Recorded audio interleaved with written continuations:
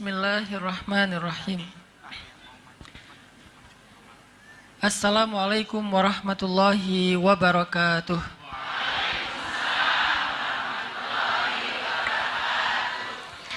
Alhamdulillahi rabbil alamin. Alhamdulillahilladzi bi ni'matihi tatimmus shalihat wa bi fadlihi tatanazzalul khairat wal barakat wa bi taufiqihi tatahaqqaqul maqasid wal ghayat. Asyhadu an la ilaha illallah wahdahu la syarikalah wa asyhadu anna Muhammadan abduhu wa rasuluhu la nabiyya ba'dah. Allahumma salli wa sallim wa barik ala sayyidina wa habibina wa nabiyyina Muhammad wa ala alihi wa ashabihi ajma'in. Rabbi syrah li sadri wa yassir li amri wahlul 'uqdatan min lisani yafqahu qawli.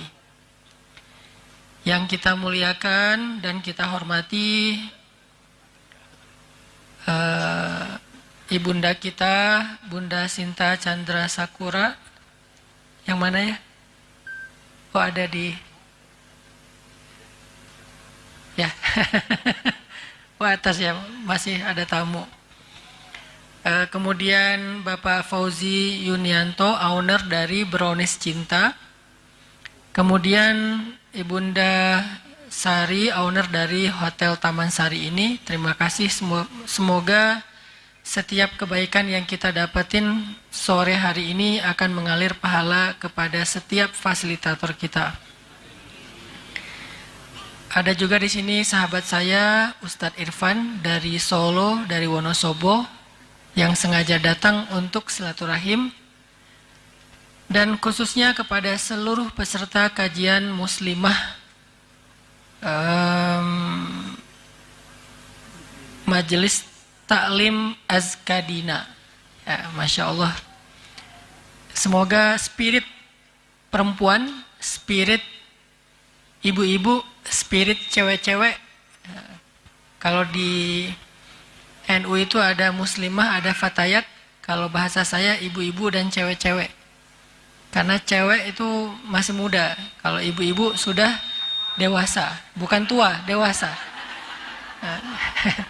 Muda lawannya dewasa, bukan tua. Jadi spiritnya tetap muda terus. Dan biasanya segala sesuatu itu kalau udah campur tangan ibu-ibu itu udah beres. Banyak hal kalau perempuan udah ikut campur tangan bukan jadi rumit, malah jadi mudah. Dan memang perempuan itu lebih kuat daripada laki-laki. Laki-laki itu kalau disuruh ngasuh anak sejam aja itu udah ngeluh ya.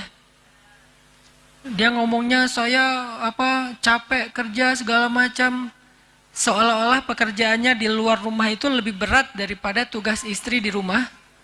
Coba suruh balik, perempuan sanggup kok kerja seharian di luar rumah. Tapi laki-laki nggak sanggup ngasuh anak walaupun cuman setengah hari di rumah, pasti ngeluh tuh. Suruh gendong anak tuh, gendong pakai 2 tangan, padahal tenaganya lebih kuat daripada perempuan, tapi dia ngeluh.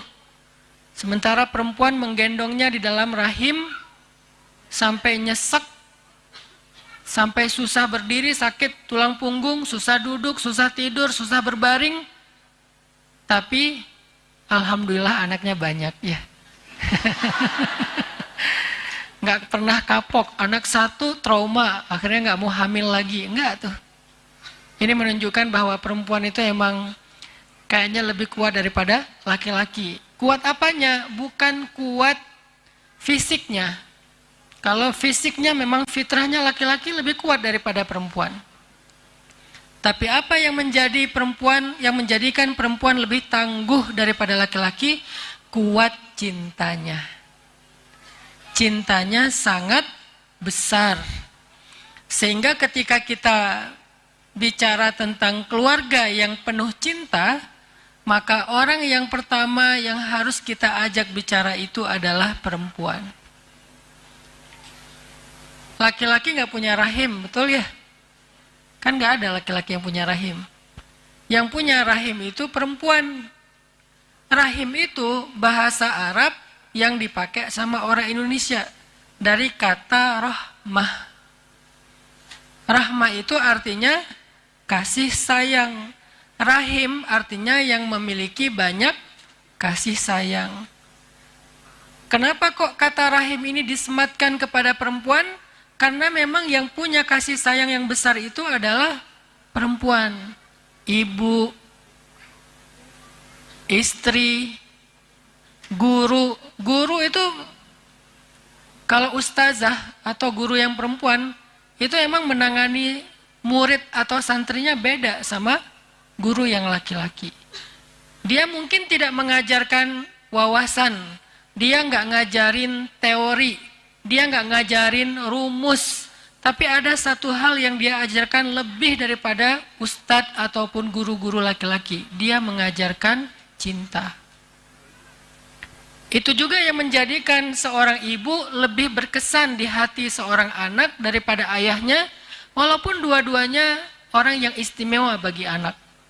Tapi kenapa ibu ini berkesan sekali? Kalau udah ngomongin tentang ibu, semua orang itu terharu. Kalau udah mendoakan ibu, semua orang berkaca-kaca matanya.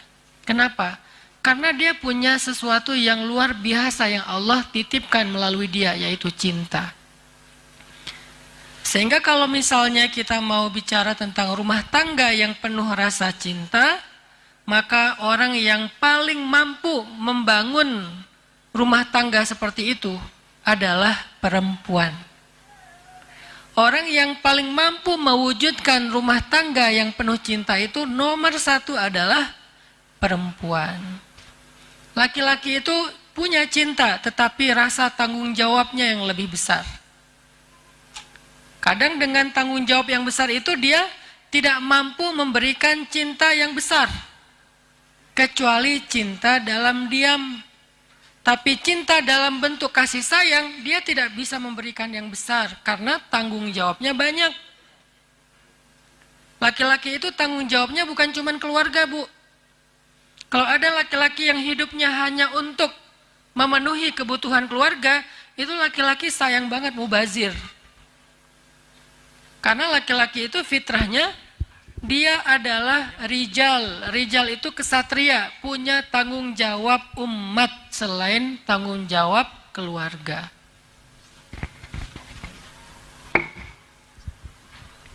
Jadi, lebih kecil nggak sih? Jelas nggak suaranya di belakang? Jelas. Jadi, ibu-ibu, laki-laki itu kenapa tidak bisa memberikan kasih sayang sebesar perempuan kepada keluarganya? Karena dia memiliki tanggung jawab yang lebih besar, tanggung jawab yang banyak. Bukan hanya bertanggung jawab untuk memenuhi kebutuhan keluarga, tapi laki-laki juga bertanggung jawab untuk mengangkat beban umat. Dia bukan hanya bekerja untuk meniti karir pribadi, dia harusnya menjadi salah satu di antara rohilah pengangkut beban umat. Ngurus dakwah, ngurus sosial, ngurus masyarakat, ngurus tetangga se-RT, RW, kampung, walaupun bukan ketua RT, RW. Tapi dia punya tanggung jawab itu sebagai laki-laki. Sehingga dengan sibuk dan banyaknya tanggung jawab laki-laki, dia sedikit waktu yang tersisa untuk keluarga. Makanya kurang akrab sama anak. Waktunya mungkin ada yang suami hanya weekend aja pulangnya. Saya berusaha sekali untuk punya quality time dengan anak-anak. Tapi karena banyaknya amanah dakwah yang harus saya jalankan, karena dakwah saya bukan cuma tablik, bukan cuma ceramah, lebih banyak lagi justru programming, membuat program. Meeting sana, meeting sini, evaluasi yang ini, monitoring yang itu, cek program yang di sini dan seterusnya, sehingga waktu untuk keluarga itu sedikit. Kayak pekan ini saya udah keluar dari sejak Kamis pagi. Kemana? Ke Jakarta. Saya tinggal di Bandung, Bu. Dari Bandung saya ke Jakarta karena ada pertemuan dengan beberapa tokoh di Jakarta. Hari Kamis itu ada 3 pertemuan. Dari mulai siang, asar, isya. Bukan ceramah, meeting, bikin program. Beres malam sampai ke tempat nginep di Jakarta jam 11 malam. Subuh-subuh langsung ke Semarang, terbang dari Jakarta. Di Semarang pagi-pagi ke dalamnya Habib Umar Al-Mutahhar. Kemudian habis Jumatan ke Habib Muhammad Al-Mutahhar. Kemudian malamnya, maghribnya ke Gus Riyad Ahmad. Dan terus sampai hari ini, artinya memang tanggung jawab di luar rumah itu banyak. Sehingga sesekali saya ada di rumah, saya biasanya nemenin anak laki-laki saya yang mau berangkat ke sekolah, mandi. Kemudian makan, saya temenin di meja makan sambil ngobrol. Walaupun saya punya driver, kalau saya lagi di Bandung, saya nyetir berangkat sekolah, saya anterin ke sekolah. Tapi nggak sering kayak gitu, paling seminggu sekali. Karena lebih banyaknya amanah-amanah yang lain. Lalu siapa yang bisa memenuhi kebutuhan keluarga ketika seorang laki-laki tidak mampu memenuhinya? Perempuan. Siapa yang bisa mengisi ruang-ruang kosong di dalam relung hati anak-anak ketika dia merasakan kekosongan dari ayahnya? Perempuan, ibunya. Makanya perempuan ini adalah tonggaknya keluarga. Jadi kalau mau melihat peradaban satu umat, pertama lihatlah keluarga mereka. Jadi bukan masyarakat. Masyarakat itu adalah kolektifnya keluarga. Masyarakat terkecil dalam satu peradaban itu namanya al-usrah atau keluarga. Itu masyarakat terkecil dalam satu peradaban. Sehingga kalau kita mau melihat peradaban secara utuh atau masyarakat secara utuh, maka lihatlah bagaimana keadaan keluarga mereka. Dan kekuatan ataupun tiangnya keluarga adalah ibu, istri, perempuan. Itu tiangnya keluarga. Sehingga kalau perempuan ini lebih sibuk tiktokan, kalau perempuan ini lebih concern tentang skincare, dia update banget gitu info tentang skincare yang terbaru ya. Salah nggak? Nggak salah. Tapi sekonsen itu nggak dia tentang kebutuhan keluarga yang lainnya. Pendidikan anak, kasih sayang kepada suami. Tapi kan Ustaz, skincare bagian dari kasih sayang ke suami. Bagus kalau niatnya ke sana. Tapi jujur nggak, kalau setiap suami mau pulang kita dandan dulu. Dandan kok Ustaz? Pakai apa? Daster? Lebih dandan mana kita ketika mau ketemu suami sama pengen keluar rumah? Kalau mau jujur, lebih dandan keluar rumah. Lebih atraktif mana kita fit call sama suami atau di depan kamera TikTok? Pernah nggak kita ngirim foto kita yang udah dikasih banyak filter ke suami? Udah diedit matanya segala macam, filter sampai berlapis-lapis. Sampai pas dilihat sama suami, mah ini avatar siapa? Udah bukan lagi kita, udah jadi avatar. Karena pakai AI, pakai teknologi filter, diedit sana sini, kirim ke suami. Seperti orang ngirim fotonya dan diposting di sosmed. Jadi kalau perempuan, kalau istri, kalau ibu lebih sibuk dengan dunia sosmed, dunia maya daripada keluarganya, berarti tiangnya ini bengkok. Atau tiangnya ini rapuh. Atau tiangnya ini tidak tegak berdiri untuk menopang keluarganya karena dia lebih sibuk dengan di luar rumahnya daripada di dalam rumahnya. Memang dia fisiknya ada di rumah, tetapi sinyalnya keluar. Ada di grup aja di handphone sampai 20. Kebayang nggak sibuknya setiap hari dengan grup yang 20? Di Telegram ada 10, di WA ada 20, udah gitu di grup semuanya aktif. Setiap detik bunyi ting ting ting ting ting ting terus saja. Saking banyaknya chat di grup. Belum lagi nanti yang baper-baperan. Chat nggak di replay, nggak rame, akhirnya baper, left group. Left dari luar tapi masih kepo. Di grup lagi ngomongin apa sih? Padahal tadi dia yang left, tapi masih kepo. Udah gitu, ya udah kita bikin grup baru aja yuk. Bikin grup baru. Tadinya grupnya 10 orang, akhirnya jadi 2 grup, 5-5. Pecah lagi jadi 4 grup, 2-2. Pecah lagi jadi 10 grup. Dia admin, dia member. Apa yang ingin saya sampaikan? Itulah kesibukan perempuan hari ini. Itulah kesibukan perempuan hari ini. Sibuk dengan grup, sibuk dengan TikTok, sibuk dengan IG, sibuk dengan skincare. Walaupun semua kesibukan itu adalah hukumnya mubah, boleh, nggak ada yang larang. Itu karena semuanya bagian dari muamalat. Muamalat itu hukum dasarnya ibahah, boleh-boleh aja. Tapi begitu yang mubah ini justru lebih banyak mudaratnya, akhirnya anaknya jarang dipegang, jarang diajak ngobrol, jarang ditatap matanya ketika bicara karena menatap handphone, maka yang mubah ini menjadi makruh. Bahkan cenderung ketika dia justru memunculkan mudarat yang lebih, membuka aurat, joget di depan kamera, jadi ikut-ikutan pargoy, ikut war tiket, nggak dapat Coldplay, beli yang Aldi Taher, maka mudaratnya lebih besar. Itulah kenapa banyak keluarga akhirnya generasi yang lahir dari keluarga itu lemah.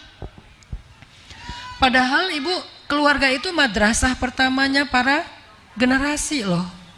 Keluarga itu madrasah pertama. Kita kadang nyalahin sekolah nih kurikulum nggak benar, nyalahin Kementerian Pendidikan, bla bla bla, ribut aja di sosmed. Padahal sekolah yang paling utama bagi anak itu bukan di madrasah di luar, madrasah di rumah, itulah sekolah. Kita mungkin nggak bikin homeschooling. Kalau saya, anak saya 2 homeschooling. Yang satu SMP, tahun ini mau masuk SMA, yang satu lagi SMA. Yang mau masuk SMA tahun ini SMP kelas 3, berarti dia masuk kelas 1 SMA tahun ini. Karena saya bingung sekolahnya yang sesuai dengan minat dia, akhirnya saya bikin sekolah. Namanya 20 Mind Sociopreneur High School. Saya bikin sekolah social entrepreneur. Kenapa namanya 20 Mind? Karena targetnya success before 20. Dia bisa jadi CEO, jadi pengusaha yang hafiz Al-Quran sebelum usia 20 tahun. Dan itu bisa, mudah. Jadi di sekolah kita itu, kita seleksi yang anak-anaknya jiwanya itu out of the box. Nggak mau yang mainstream, nggak mau, pengennya yang aneh-aneh. Justru kita kumpulin banyak orang aneh, ngumpul nih orang aneh, jadilah sekolah aneh. Namanya sekolah 20 Mind, gratis. Pas anak saya TK mau masuk SD, bingung nih SD yang sesuai dengan ini idealisme saya apa? Bikinlah sekolah SD.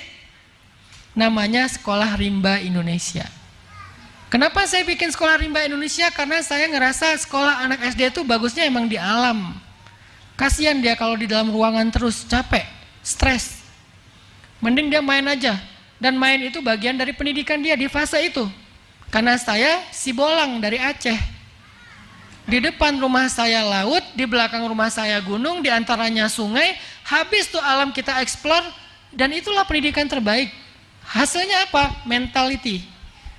Nggak gampang nyerah, nggak gampang baper, tangguh dalam menghadapi ujian masalah hidup. Kenapa? Karena hidupnya tadi dengan challenge yang ada di alam, explore. Mentalnya, karakternya, hard skillnya, life skillnya. Kita dari kecil tuh udah manjat pohon kelapa, metik. Karena pohon kelapa wakaf, kalau di Aceh tuh banyak di pinggir pantai itu pohon kelapanya kebun wakaf, siapapun boleh ngambil. Kita panjat, metik, kupasnya pakai apa? Pakai gigi. Alhamdulillah sampai sekarang saya nggak pernah sakit gigi, nggak pernah. Saya nggak tahu rasanya sakit gigi itu gimana. Orang bilang sakit gigi Ustaz, sakit gigi. Alhamdulillah nggak pernah sakit gigi. Kenapa? Waktu kecil tuh permen kita itu daun sirih jajanannya.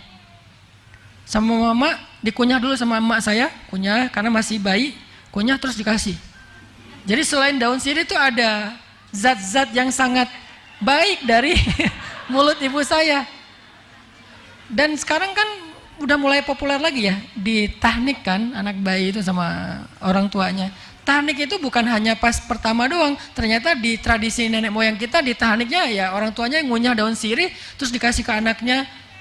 Terus pas udah agak lebih gede dikit saya makan sendiri daun sirih dengan pinang, karena di Aceh tuh banyak buah pinang ya, yang keras kan, pinang itu kan keras banget, kita gigit sehingga melatih otot-otot dan saraf di mulut kita. Wah pokoknya jajanannya kayak gitu aja, petik, ambil kayu, lempar mangga orang, nggak halal sih. Artinya saya ngerasa bahwa saya tuh puas banget masa kecilnya. Saya bukan orang kaya. Justru karena saya orang miskin, nggak bisa sekolah yang di gedongan, akhirnya saya sekolahnya di alam. Tapi buat saya itu lebih beruntung. Jadi si bolang banget, berenang di laut. Laut Aceh itu kan Samudra Hindia, ombaknya gede-gede. Adik saya hanyut, ditolong sama teman saya cuma bisa teriak-teriak aja di pantai. Adik saya. Makanya ditolong rame-rame.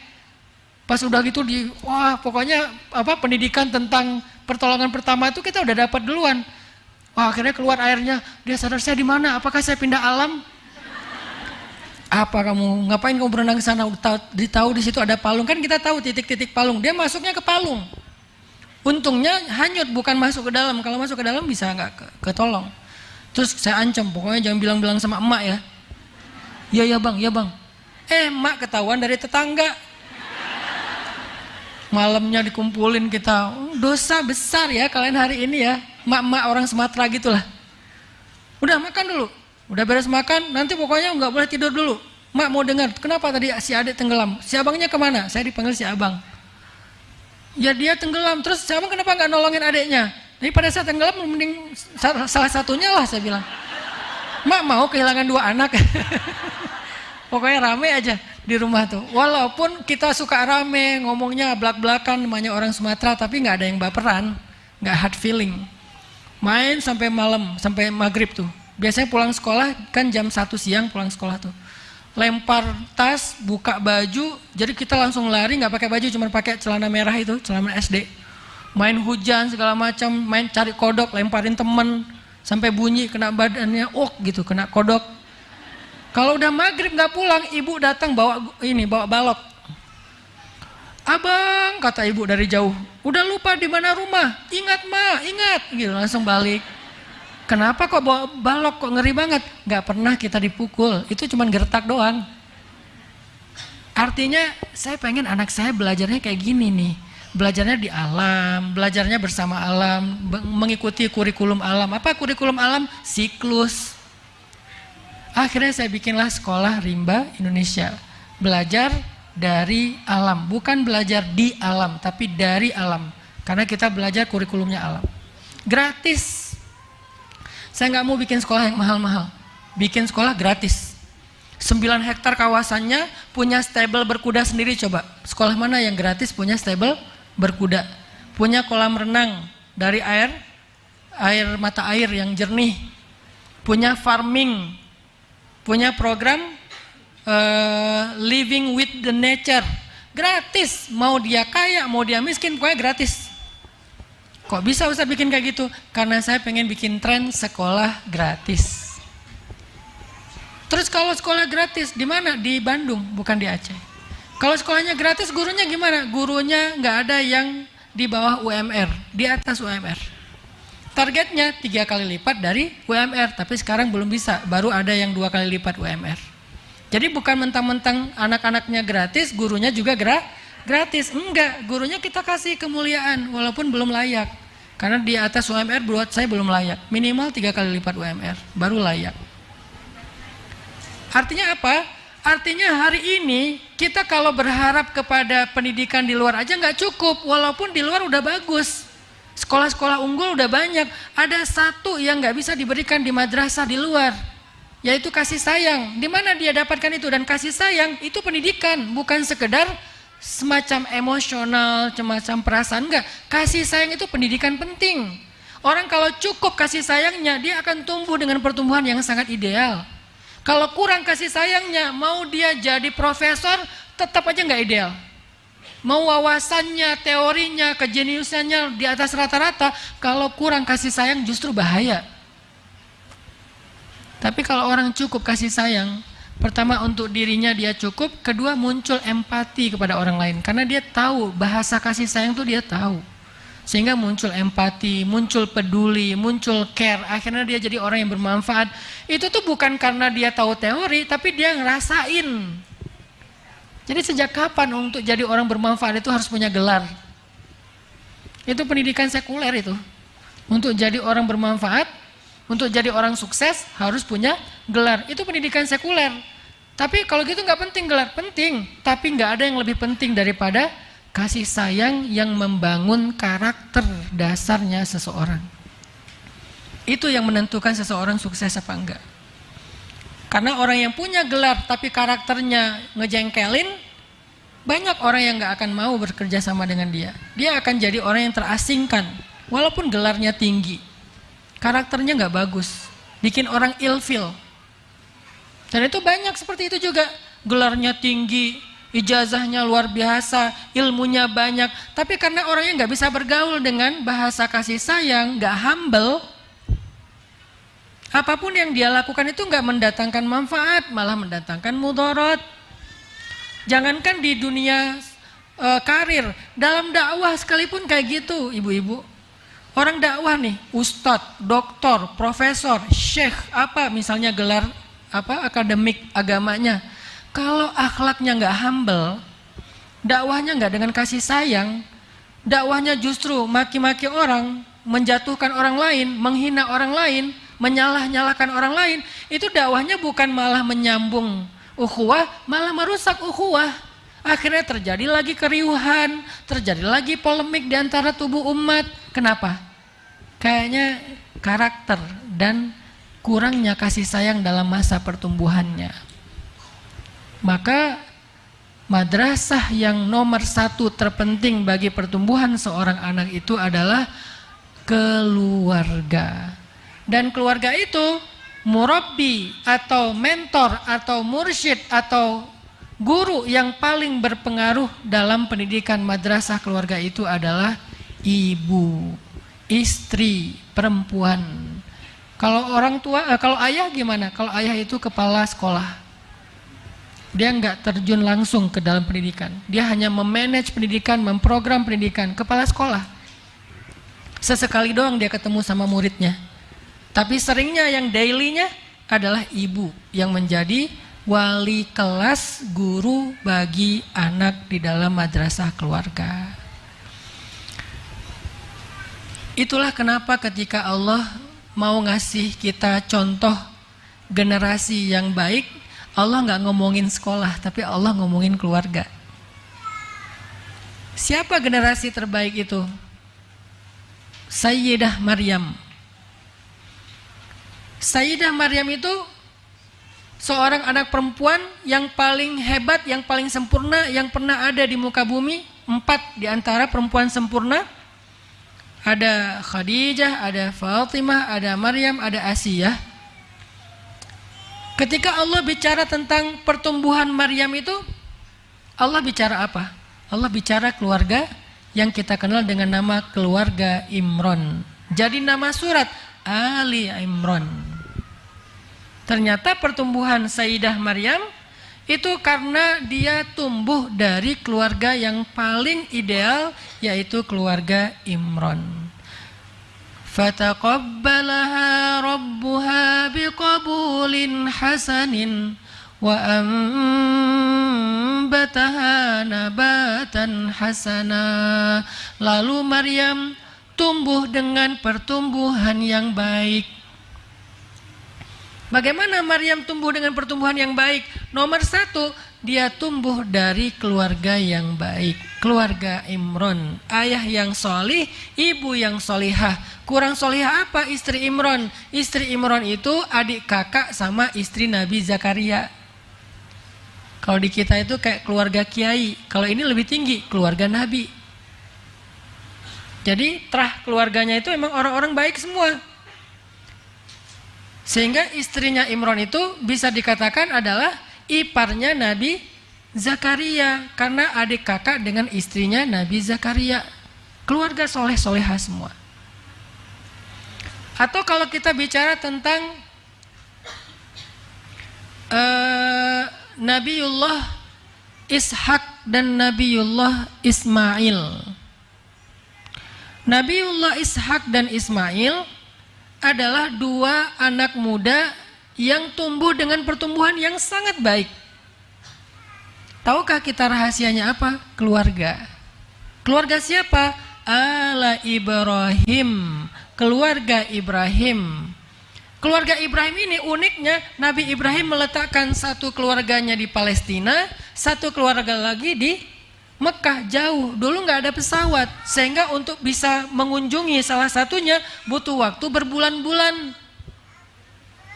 Yang uniknya, Nabiullah Ibrahim meletakkan keluarga Ismail, anaknya bersama ibunya di Mekah, yang dikunjungi setelah beberapa tahun sekali. Lama nggak dikunjungi. Tapi kok bisa ya Ismail menjadi anak yang keren banget? Sekeren apa coba? Ketika Ibrahim datang setelah Ismail sudah usia remaja, usia sekitar 14 tahun atau 12 tahun, udah baligh. Tiba-tiba Ibrahim dapat mimpi, dan mimpinya Nabi itu adalah wahyu. Kata Ibrahim, "Ya bunai, wahai anakku tersayang, inni ra'aitul fil manami anni azbahuk." Aku bermimpi bahwa aku menyembelihmu. Fanzur madza tara. Gimana pendapatmu wahai anakku tersayang? Artinya ayah dapat perintah dari Allah. Soalnya mimpi ayah itu wahyu, ayah Nabi. Ayah dapat perintah dari Allah untuk menyembelihmu wahai Ismail. Gimana pendapatmu wahai anakku? Apa kata-kata Nabiullah Ismail? Wahai ayah, if'al ma tu'mar, satajiduni insya'allahu minas sabirin. Ya abati if'al. Wahai ayahku tersayang. Nggak bilang, oh jadi ayah tuh selama ini emang gak suka ya sama aku ya. Drama ya. Gak ada drama. Gak ada dia curhat di sosmed. Aku gak punya ayah. Statusnya di update. Aku kayaknya pergi aja deh. Dunia itu udah gak asik. Gak, dia curhat-curhat di sosmed. Dia bilang, ya abati, wahai ayahku tersayang. Mau disembelih masih bilang tersayang coba. Padahal selama ini bertahun-tahun ayahnya gak ada di dekat dia. Sekali-kalinya datang mau nyembelih, tapi masih bilang ya abati. Gak bilang ayah tuh emang jahat banget ya, ninggalin saya, ninggalin ibu saya. Pokoknya saya gak pernah menganggap lagi ada ayah. Saya gak kenal sama anda. Udah gitu datang setelah sekian tahun, sekarang mau nyembelih saya. Kok tega sih sama saya? Kok ayah, apalagi sih yang ayah pengenin dari kami? Nggak ada drama-drama Indosiar tuh nggak ada. Terus jawabannya apa? Ya abati, wahai ayahku tersayang. If'al ma tu'mar, lakukanlah perintah Allah. Oh, ayah nggak usah khawatir, ayah jangan galau, itu perintah harus dilaksanakan. Satajiduni insya'allahu minas sabirin. Ayah nggak usah khawatirin aku. Ayah nggak usah pikirkan aku. Aku akan berusaha menjadi orang-orang yang sabar. Ayah jangan menentang Allah. Ayah jangan bermaksiat sama Allah. Ayah jangan abaikan perintah Allah. Lakukan, nggak apa-apa, nggak usah pikirin aku ayah. Pikirin aja perintah Allah, aku akan bersabar. Kok bisa anak kayak gini? Kok bisa ada anak umur 12 tahun udah bijak banget kayak Ismail? Kok bisa? Apakah itu hasil pendidikan ayahnya? Secara langsung enggak? Kalau secara enggak langsung ya. Kalau secara langsung enggak, karena ditinggalkan sekian tahun. Dia adalah hasil pendidikan Hajar, ibunya yang solehah. Gak pernah Ismail dendam sama ayahnya. Kenapa? Karena ibunya kalau ngomongin tentang Ibrahim di depan Ismail selalu membicarakan yang baik-baik dan emang baik. Jadi seringkali clash antara anak sama ayahnya itu provokatornya tuh ibunya. Kamu jangan sampai kayak bapak kamu ya. Nah itu tuh kalimat yang sering anak-anaknya tuh didoktrin. Jangan kayak bapak, jangan kayak bapak, jangan kayak bapak. Akhirnya yang dia bayangin bapaknya tuh monster. Nanti bapaknya balas, Mbak, kamu nanti kalau udah gede yang benar ya jadi perempuan, jangan kayak ibu kamu. Kayak ibu, kayak ibu, kayak ibu, kayak ibu. Akhirnya ibunya menjadi perempuan yang mengerikan di benak anaknya. Ini kerjaan dua orang tua ini. Sedangkan Sayyidah Hajar kalau bicara tentang Ibrahim di depan Ismail pasti yang baik-baik. Ayah kamu itu seorang nabi, dia itu khalilullah, dia itu kekasih Allah, dia itu taat banget, dia itu soleh banget, dia bertanggung jawab, dia nggak ninggalin kita nak, jangan pernah kamu berpikir ayah ninggalin kita, itu perintah Allah, ayah tuh nggak tega aslinya, tapi ayah itu harus menjalankan amanah dari Allah, karena dia seorang nabi. Diceritain, dibela Ibrahim di depan Ismail, sehingga yang terbayang tentang sosok ayah bagi Ismail adalah ayah yang ideal. Apakah kita membicarakan suami kita yang baik-baik di depan anak kita sehingga muncullah sosok ideal walaupun dia jarang ketemu dengan ayahnya? Itulah ibu, peran ibu kayak gitu emang. Jangan sampai dia berpikir gini, ayah nggak hadir pas aku ulang tahun, sabar ya nak, ayah kamu emang kayak gitu. Kemarin aku tampil di sekolah, ayah juga nggak nonton, ya ayah kamu tuh lebih memilih kliennya daripada kamu. Terus aku bikin raport, ayah juga nggak hadir ngambil raport aku. Ya itu, ayah kamu tuh memang kalau udah kerja lupa diri. Terus aja ngejelekin ayahnya, sehingga anaknya tuh punya banyak reason untuk membenci ayahnya. Harusnya kita yang memahamkan. Ayah tuh pengen datang banget, ayah tuh kemarin cerita kok sama mama, pengen datang banget tapi nggak bisa mengelak, ini ada pertemuan penting. Mama tahu kok gimana ayah sama kamu, dia perhatian kok, dia nanya kok kemarin gimana tampilan kamu, ayah minta di videoin dan udah mama kirim ke ayah dan dia nonton, dia ketawa senang, ceritain yang baik-baik tentang ayahnya. Kalau dia nggak bisa hadir, maka hadirkan dalam rasa cinta. Itu peran perempuan yang penting banget tuh. Jangan kita baper kita dengan suami ditunjukin depan anak, sebel kita kepada suami curhatnya ke anak. Mama kenapa nangis? Ya kenapa lagi, masa kamu nanya? Memang ada yang bikin mama nangis di dunia ini selain bapak kamu? Ini akhirnya dia benci banget sama bapaknya. Ya emang fitrah laki-laki itu tanggung jawabnya besar, jarang di rumah, banyak amanah, sehingga nggak banyak waktu seperti perempuan.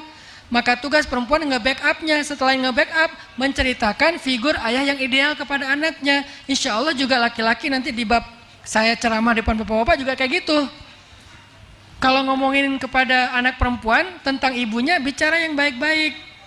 Supaya dia mengidolakan ibunya sebelum mengidolakan yang lain. Supaya ini mengidolakan ayahnya sebelum mengidolakan yang lain. Anak perempuan supaya menjadikan ayahnya first love-nya dia. Anak laki-laki supaya menjadikan ibunya first love-nya dia. Tapi kalau anak perempuan, siapa orang yang pertama menghancurkan hati kamu? Ayah. Anak laki-laki, kapan kamu pertama kecewa? Aku kecewa sama ibu. Berarti kehancuran hidupnya dimulai dari rumah.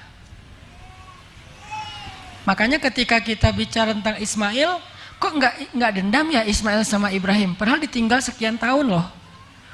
Malah bukan hanya nggak dendam, baik banget sama Ibrahim. Ketika Ibrahim datang mau nyembelih, dia malah sabar, dia malah meminta ayahnya untuk tegar. Dia yang bilang ke ayahnya supaya tegar. Kok bisa? Oh ternyata itu semua hasil perjuangan Sayyidah Hajar untuk menjelaskan atau membangun sosok ayah imajinatif kepada Ismail tentang Ibrahim alaihissalam. Nanti coba ibu-ibu perhatikan di dalam Al-Quran surat Ali Imran ayat 33 dan 34. Surat Ali Imran, surat keluarga Imran ayat 33 dan 34. Allah berfirman, Bismillahirrahmanirrahim. Innallaha astafa Adam wa Nuhan wa ala Ibrahim wa ala Imran 'alal 'alamin. Dzurriyyatan ba'duha min ba'd. Wallahu sami'un 'alim. Sesungguhnya Allah telah memilih Adam dan Nuh dan keluarga Ibrahim serta keluarga Imran di atas semua manusia yang ada di muka bumi. Sebagian mereka adalah keluarga dari sebagian yang lain, dan Allah Maha mendengar lagi Maha mengetahui. Itu yang saya sampaikan tadi. Ternyata ketika Allah bicara tentang generasi, baik generasinya Maryam, Isa dan seterusnya, maupun generasi Ismail, Ishak, Yakub, Yusuf, bahkan termasuk Yusuf juga di surat Yusuf, Allah nggak bicara tentang madrasah, Allah bicara tentang keluarga. Kenapa Yusuf bisa menjadi anak yang tangguh, anak yang sabar, anak yang rendah hati, anak yang ngalah, anak yang bahkan terhormat, terjaga dari fitnah perempuan? Kok bisa Yusuf begitu istimewa? Karena dia mendapatkan kasih sayang yang sangat besar dari ayahnya Yakub alaihissalam. Sayang banget Yakub sama Yusuf, sehingga Yusuf kalau ada apa-apa curhatnya ke ayahnya. Ya abati, wahai ayah, saya melihat di dalam mimpi ada bintang, bulan dan matahari sujud kepada saya. Itu artinya apa wahai ayah? Curhat ke ayahnya. Dan di situ ketika anaknya curhat, dia tuh lagi masuk kelas. Jangan berpikir, kok kamu nggak sekolah sekarang? Di Sekolah Rimba Indonesia, kita punya satu program namanya Sekolah Bersama Ayah. Itu sebetulnya program saya kalau lagi pengen liburan sih. Sekolah bersama ayah. Nah, saya yang bikin sekolah ya, jadi gampang ngatur kurikulumnya. Apakah sekolah ini Diknas, Ustadz? Diknas. Namanya itu PKBM, kayak homeschooling.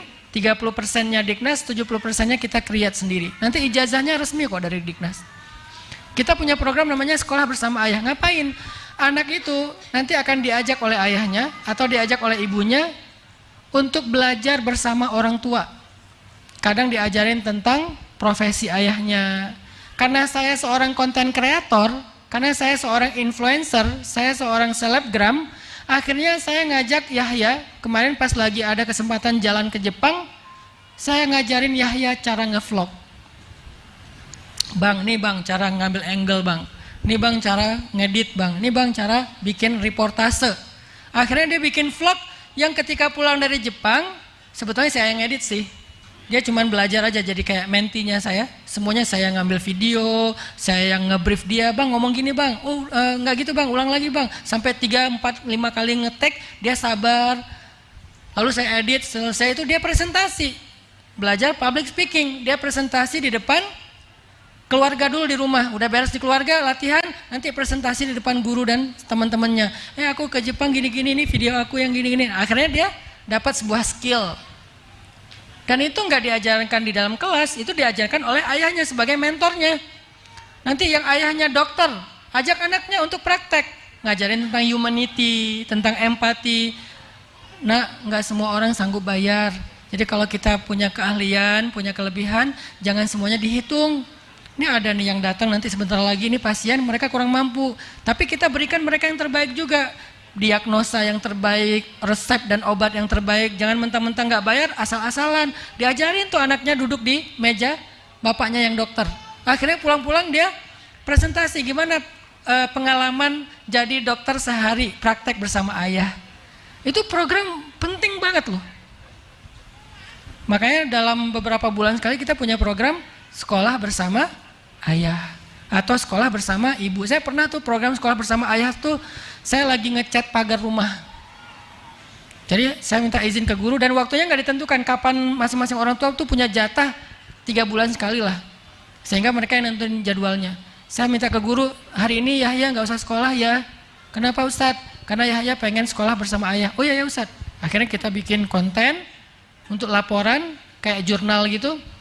Kegiatannya apa? Ngecat pagar rumah. Karena pagar rumah saya itu sering kena air, hujan jadi rusak, ganti kayunya dicat. Kita cari kayu dulu sama Yahya. Terus saya siapin kayunya, yang berat-berat saya ngerjain, yang ringan-ringan dia yang ngerjain, ngecat, ngalusin, ngedempul. Udah gitu dia yang megang, saya yang paluin. Sampai beres seharian udah selesai. Di situ ada bonding, di situ ada hikmah, di situ ada hard skill, di situ ada banyak hal yang dia dapatkan. Itu yang disebut dengan pendidikan keluarga. Karena saya nggak bisa setiap hari, ya sesekali saya ada di rumah, kita bikin program. Atau anak perempuan, saya ajak panjat tebing, karena saya pengen semua anak saya tuh punya hobi olahraga. Nggak boleh dia nggak punya hobi olahraga, harus hobi olahraga. Karena olahraga itu penting buat mental, penting buat tubuh dia, endorfin, bla bla bla, nggak gampang stres, nggak gampang bosan, ya harus keringet. Kalau anak laki-laki olahraganya, kalau yang paling kecil Ertuğrul tuh olahraganya adalah reok Ponorogo. Terserah dia deh. Dek, kamu mau apa sih? Beliin aku ini, bah. Dia manggilnya Baba. Beliin aku kostum reok. Saya beli di marketplace, murah 60.000, udah dengan kepalanya, dengan baju yang merah putih itu, dengan celana yang ada renda-rendanya. Setiap hari pengen itu. Kalau dia udah kotor dicuci, cucinya siang, sore pakai lagi. Pergi sekolah karena dia masih preschool, belum SD. Pergi sekolah pakai itu juga. Pas di sekolah mau tampil apa? Tampil reok. Tiba-tiba kesurupan katanya. Sampai kesurupan, dia guling-guling di tanah. Saya tanya, Dek, kamu ngapain? Bah, ntar dulu bah, aku lagi kesurupan. Wah, kesurupan. Loncat. Pokoknya olahraga terserah. Terus anak perempuan yang Mutia, saya tanya, Mutia mau apa? Mau belajar apa? Apa ya? Kadang-kadang kan anak-anak kan harus diarahin ya, nggak tahu olahraga apa. Ya udah yuk ikut ayah kita belajar climbing aja. Akhirnya dia jadi member climbing. Karena dia orangnya agak banyak pertimbangan.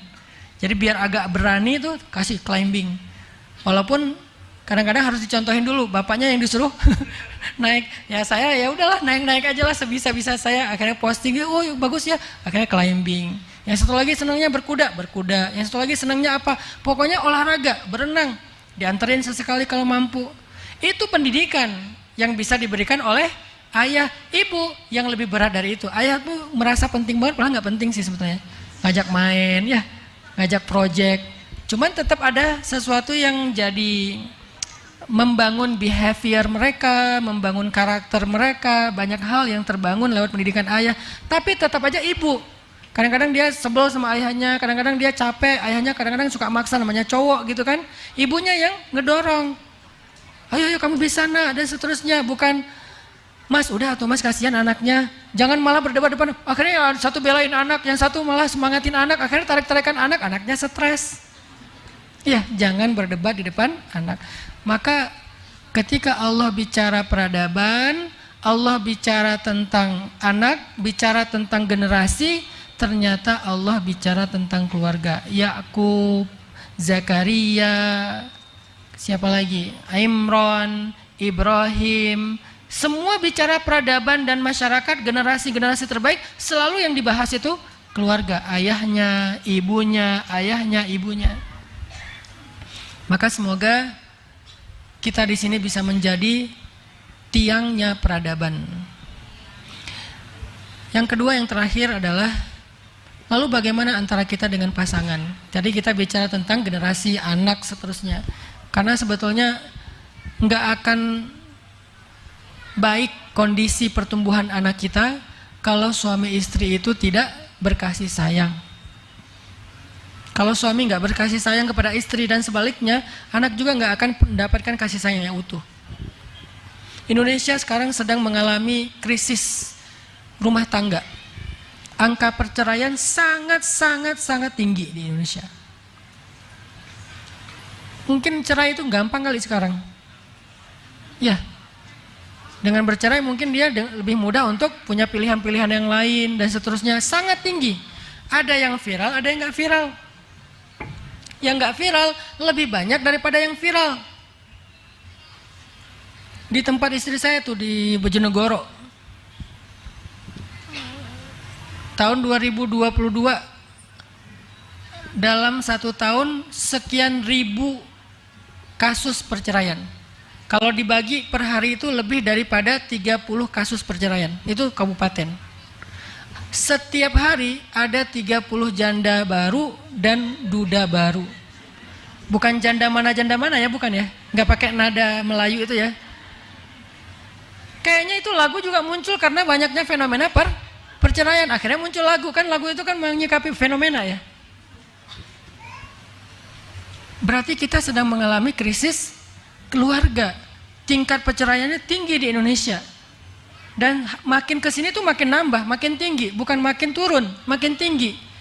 Lalu dengan kondisi seperti ini, gimana kita berharap anak akan mendapatkan cinta yang utuh, kemudian tumbuh dengan pertumbuhan yang baik? Sulit. Walaupun bukan berarti nggak mungkin. Kalau yang Allah takdirkan memang sudah mungkin jadi single parent, ayah atau ibu, la tayasu, jangan putus asa. Karena sebaik-baik yang mendidik itu adalah Allah, titipkan kepada Allah. Tapi dalam ikhtiar manusia, tetap aja nggak akan seideal kalau keduanya masih utuh dan harmonis. Maka salah satu yang harus jadi energi kita berkasih sayang kepada pasangan, lihat anak kita. Yang membuat kita tegar dan sabar ketika ada masalah dengan pasangan, lihat anak kita. Jangan cuma pertimbangan ego sendiri. Kalau ego sendiri, dikit ada masalah, udahlah kita jalan sendiri-sendiri aja. Aku unfollow ya. Suami istri unfollow. Kalau kita mempertimbangkan ego pribadi, tapi kalau kita ngelihat anak, kayaknya kita ya udah deh, ini bukan tentang saya, ini bukan demi saya, ini demi anak-anak. Lebih sabar, lebih tangguh, lebih tabah demi anak-anak, demi anak-anak. Nanti aja kalau saya mau benar-benar udah nggak kuat lagi, tunggu anak-anak gede. Anak-anak gede, nikah, punya cucu. Ini mah demi cucu. Ya, karena biasanya kata orang, saya karena belum punya cucu, nggak tahu benar apa enggak nih. Kata orang lebih sayang cucu daripada anak. Benar nggak Bu, ibu yang udah punya cucu? Katanya lebih sayang cucu daripada anak. Oh berarti ada lagi alasan kita bertahan, cucu. Saya nggak mau cepat-cepat anak nikah biar nggak jadi kakek. Kata Aisyah, Bah aku boleh nggak nikah habis lulus SMA? Berarti tahun depan dong Kak. Jangan dong, ntar Bapak dipanggilnya apa dong? Abah. Abah Hanan gitu kan. Nggak mau nanti aja kamu nikahnya umur 40 tahun. Itu bercandaan kami di rumah. Kita kan suka gojlok-gojlokan aja di rumah. Artinya harus cari alasan kenapa kita bertahan. Dan salah satu alasan itu anak. Kasihan loh anak-anak itu kalau orang tuanya terlalu egois mempertahankan nyaman dan gak nyamannya.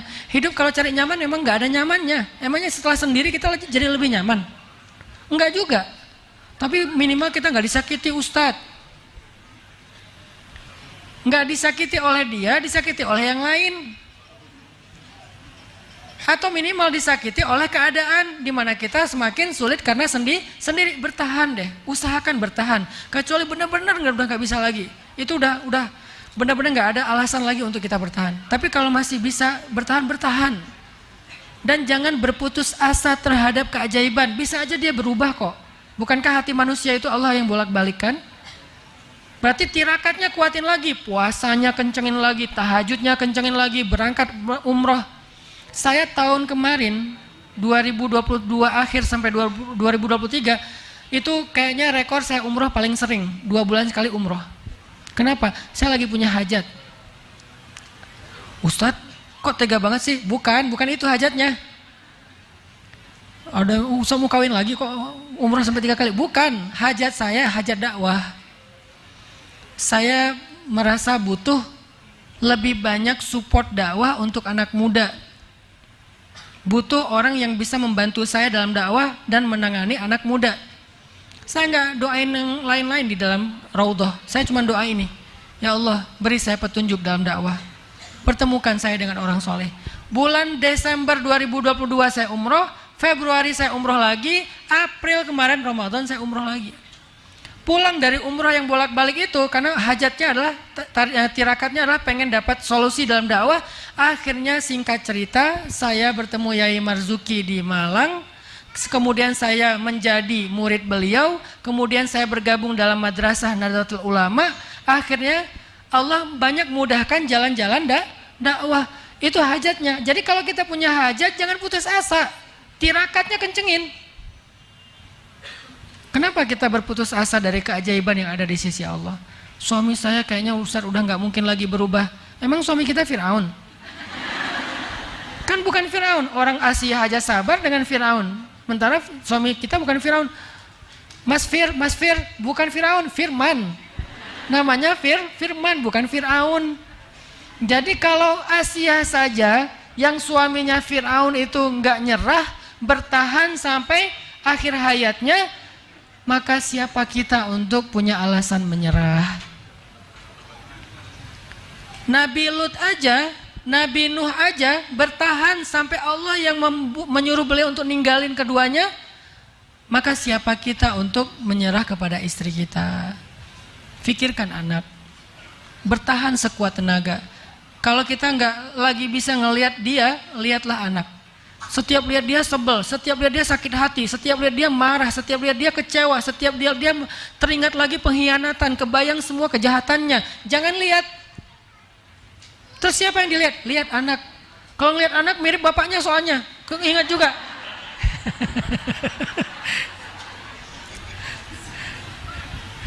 Ya. Pokoknya anaknya itu 11-12 sama bapaknya. Ya wajahnya, ya gayanya. Jadi sebel saya, ya udah lihat anak yang nomor 2. Anak nomor 2 perempuan, mirip mantan bapaknya Ustadz. Wah, ini rumah tangga apa gitu kan? Kok berat sekali ujiannya.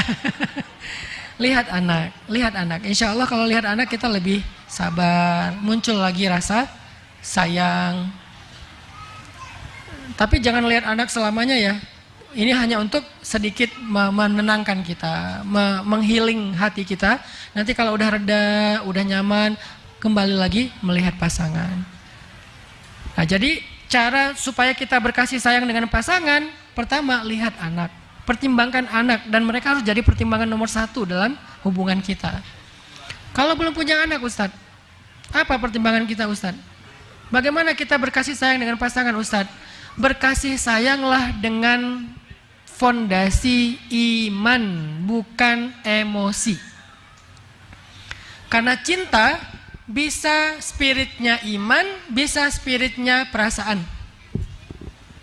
Cinta itu kan sebuah perasaan ya. Bisa muncul karena ego atau emosional, bisa muncul karena iman. Dua-duanya cinta.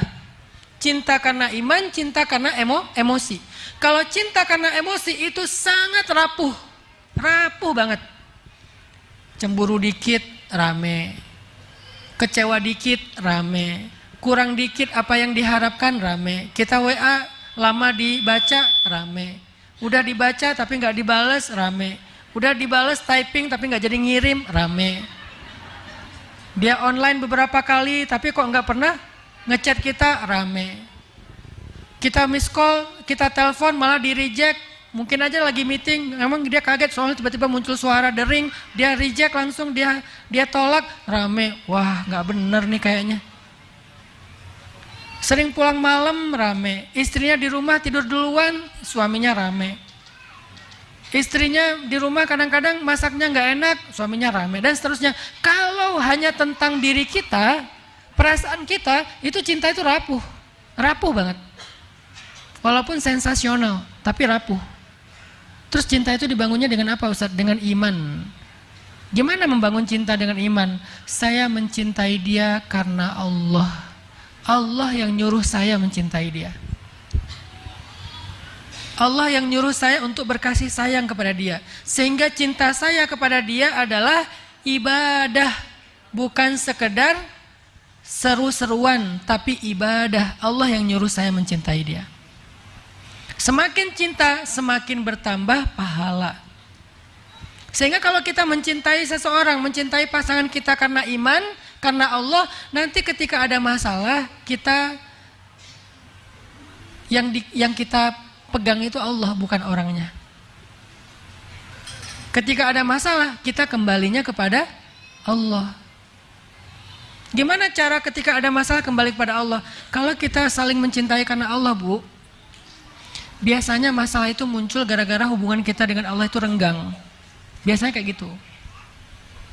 Kalau kita mencintai pasangan karena emosi, biasanya masalahnya tuh gara-gara ego.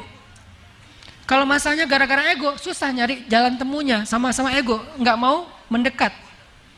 Tapi kalau mencintai karena Allah, kalau ada masalah, pasti penyebabnya kerenggangan hubungan kita dengan Allah. Sehingga kalau kita misalnya mau menyelesaikan masalah kita, caranya gampang, perbaiki aja hubungan kita dengan Allah. Nanti Allah akan ilhamkan lagi cinta di dalam hati keduanya. Ada hadis, man aslaha ma bainahu wa bainallah, aslahallah ma bainahu wa bainan nas. Siapa yang memperbaiki hubungan antara dia dengan Allah, Allah perbaiki hubungan antara dia dengan manusia. Manusia ini pasangan dimulainya. Sehingga kalau kita punya masalah dengan seseorang, dengan pasangan, hal pertama yang kita lakukan adalah perbaiki dulu hubungan kita dengan Allah. Nanti Allah yang akan perbaiki hubungan kita dengan pasangan. Kalau cinta dan hubungan kita dibangun atas iman. Dibangun atas iman. Gimana dibangun atas iman? Kalau kita lagi romantis, ajak ngaji bareng.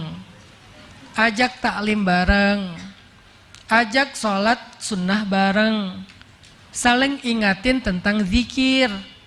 Itu romantisnya kita itu dalam ketaatan. Sehingga ketika misalnya dia semakin dekat sama Allah, semakin yakin sama Allah, semakin berpihak dan bergantung sama Allah, ketika ada masalah, Allah yang akan beresin hubungan kita. Siapa contohnya, Bu? Nabi pernah menceraikan Hafsah. Nanti ibu-ibu bisa baca cerita ini di dalam Asbabun Nuzul, ayat pertama surat cerai. Apa Al-Quran surat cerai? Surat At-Talaq. Kalau bahasa anak muda, surat diputusin. Surat At-Talaq. Kenapa kok ada surat cerai di dalam Al-Quran? Saking Allah terlibat pengen supaya kita nggak cerai. Kasusnya apa? Ayat pertamanya, Nabi mentalak Hafsah, istri Nabi yang berasal dari anaknya Umar bin Khattab. Emang ada masalah apa, Ustaz? Jangan kepo. Gak ada masalah. Karena Nabi itu gak bikin salah. Istrinya juga bukan perempuan yang jahat. Dua-duanya soleh-solehah. Kok bisa cerai sih, Ustaz? Ya namanya rumah tangga. Memang kayak gitu, harus ada kayak gitu biar kita bisa punya contoh. Contoh bercerai, bukan contoh bertahan. Karena mereka gak jadi cerai nanti akhirnya. Bukan contoh bercerai, contoh bertahan. Nabi itu kan contoh. Allah takdirkan ada cerita sedikit dalam rumah tangga Nabi, bukan tentang pengkhianatan, bukan tentang dosa, tapi nggak nyaman. Akhirnya Nabi harus menceraikan Hafsah. Kalau kepo banget, baca nanti di surat At-Tahrim, ada ceritanya di situ. Pembukaan surat At-Tahrim. Kenapa sih sampai Nabi marah sama Hafsah? Ada di situ. Tapi nggak ada kepentingan kita bahas sekarang. Intinya Nabi menceraikan Hafsah. Dibawa pulanglah Sayyidah Hafsah ke rumah Umar. Lalu ketika Nabi balik dari rumah Umar, di tengah jalan datang malaikat Jibril. Diutus sama Allah. Kan malaikat itu nggak turun kecuali diutus sama Allah. Wa ma natanazzalu illa bi amri rabbik. Kami tidak turun kecuali perintah Allah. Turun malaikat Jibril. Langsung nyamperin Nabi, ya Muhammad, raji'ha, raji'ha, raji'ha. Wahai Muhammad, rujuk Hafsah, rujuk Hafsah. Innaha min azwajik, innaha zaujatuk fid dunya wal akhirah. Dia itu adalah istrimu di dunia dan di akhirat. Raji'ha ya Muhammad. Falima ya Jibril. Kenapa Jibril saya harus merujuk dia? Seistimewa apa dia wahai Jibril kok Allah sampai membela Hafsah? Bayangin, Nabi lagi ada masalah dengan Hafsah, dan Nabi itu kekasih Allah. Laki-laki yang paling istimewa, sempurna, Allah cinta banget sama beliau, sampai Allah menggandeng namanya dengan nama Nabi, La ilaha illallah Muhammadur Rasulullah. Allah berselawat kepada Nabi, malaikat berselawat kepada Nabi.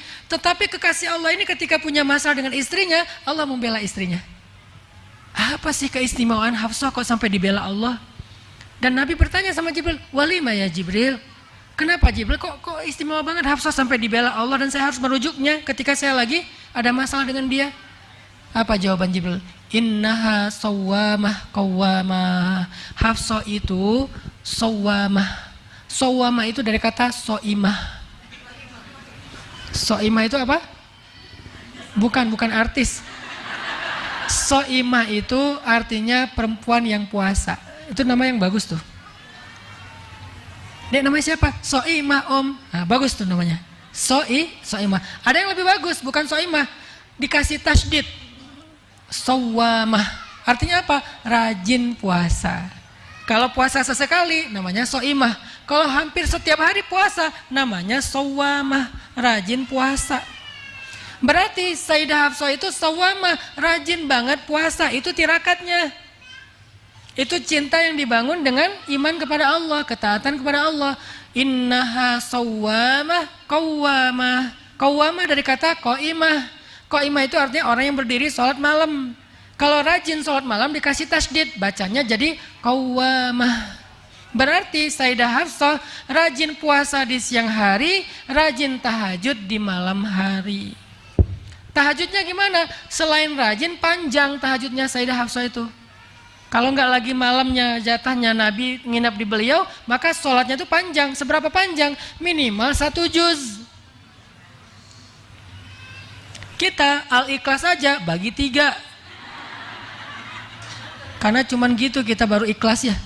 Kalau nggak kurang ikhlas. Ini 1 juz minimal. Panjang sholatnya. Kadang 2 rakaat, kadang 4 rakaat, kadang lebih dari 10 rakaat, kadang kurang dari 10 rakaat. Itu fleksibel, yang penting bacaannya banyak, panjang. Kenapa? Karena betah berdiri dari tahajud. Ternyata setelah Sayyidah Hafsah tirakat sholat malam dan puasa di waktu siang hari, akhirnya saat ada masalah rumah tangga, Allah membela Hafsah dan mengislah di antara Hafsah dengan Rasulullah SAW. Jadi bangunlah rumah tangga kita dengan ketaatan. Bukan hanya it's my dream mas, not hers. Kapadokia it's my dream ya, bagus, nggak apa-apa jalan-jalan Kapadokia kek, atau mungkin jalan-jalan ke Gunung Kidul, silakan aja, bebas lah mau kemana aja ya. Tapi bukan itu fondasi romantisme kita, itu hanya hiburan. Jadi jangan membangun romantisme itu dengan kepuasan ego tadi, jalan-jalan, makan-makan, nonton bareng. Itu hiburan boleh, tapi bukan fondasinya. Fondasinya ketaatan. Sehingga kalau misalnya kita lagi nyaman dengan pasangan, ngajak taat, ngajak ngaji, ikut taklim bareng, dengerin tausiah, ilmu, sholat sunnah bareng, zikir bareng, kalau perlu tilawah bareng, satu membaca, satu menyimak. Fondasinya itu membangun rumah tangga yang romantis selain jalan-jalan. Mudah-mudahan 2 nasihat ini bisa menjadi penyemangat ibu-ibu untuk menjadi pejuang rumah tangga, menjadi tiang rumah tangga, menjadi murabbiyah bagi madrasah anak-anaknya di rumah, sehingga dari rumah tangga kita yang baik, insya Allah akan lahir peradaban Islam yang baik. Sekian yang bisa saya sampaikan, mohon maaf atas segala kekurangan. Billahi taufiq wal hidayah. Wassalamualaikum warahmatullahi wabarakatuh.